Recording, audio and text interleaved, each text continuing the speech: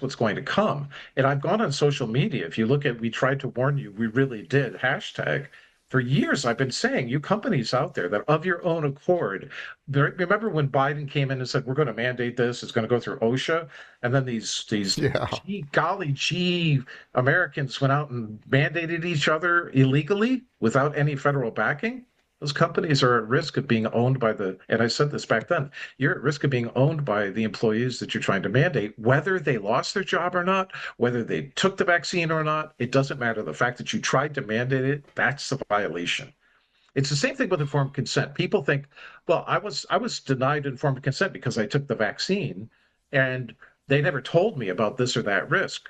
Or I was denied informed consent because of a mandate. No, every single American that's offered a vaccine at CVS, whether you accept it or declined it, is denied informed consent at the moment of choice to accept it or deny it, unless the CVS employee hands you the vaccine information sheet. That's federal law. When's the last time any CDC, pharmaceutical employee handed anyone a vaccine information sheet?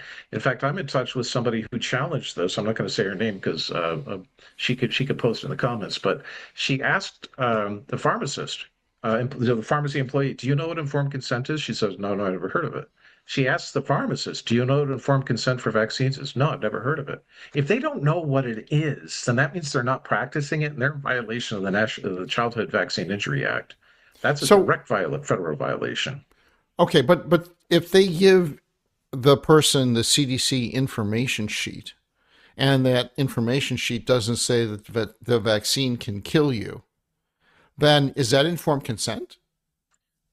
No, there's no such thing as informed consent under any auspices of coercion or mandate. It's impossible. It's not defined. There's no way to give informed consent if you think that and if you're not provided with the full information. So the fact is, every vaccine has a product label in it, and that product insert does contain this vaccine, like every other vaccine, has the capacity to kill.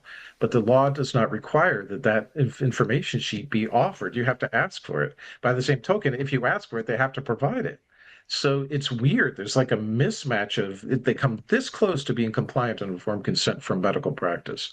No doctor who has ever administered a vaccine, to my knowledge, in the United States, and I hate generalizations, but show me a doctor, maybe Paul Thomas did it, that said to the parents, here's a vaccine information sheet, here's the product information, and I'm compelled to tell you that vaccine safety, long-term vaccine safety, is studied in a retrospective way such that your child is actually being entered into a long-term vaccine safety and you can consent out of that.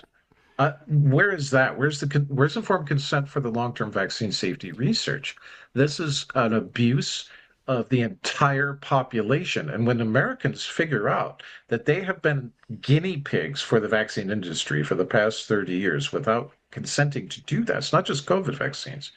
I think many of them are going to be very upset. That's one of the things that really stuck in my craw when I finally did my research in vaccines in 2015, 2016. I could not believe that my pediatricians, who were very good people, I thought they were great, very good people, did not tell me that long-term vaccine safety, the consequences, that my sons were enrolled in a long-term vaccine safety trial, uncontrolled, without my consent. I was livid.